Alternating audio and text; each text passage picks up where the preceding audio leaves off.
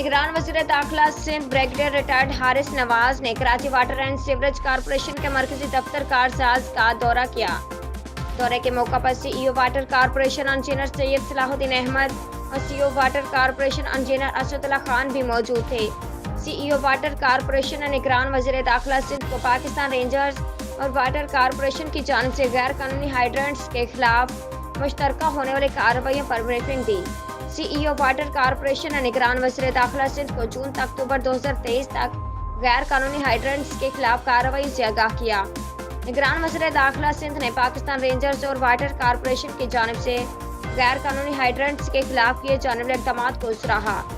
نگران وزیر داخلہ سندھ نے پاکستان رینجرز میں واٹر کارپوریشن کو پانی چوری اور غیر قانونی ہائیڈرنٹس کے خلاف کارروائیوں پر بھرپور تعاون کی یقین دہانی کرائی۔ نگران وزیر داخلہ نے سندھ جدید طرز پر بننے والے hydrants management centre water corporation کے کنٹرول روم کا بھی دورہ کیا۔ سی ای او واٹر کارپوریشن نے جدید ہائیڈرنٹس مینجمنٹ سینٹر کے فوائد اور اس کی نگرانی کے طریقہ کار کے متعلق بریفنگ دی۔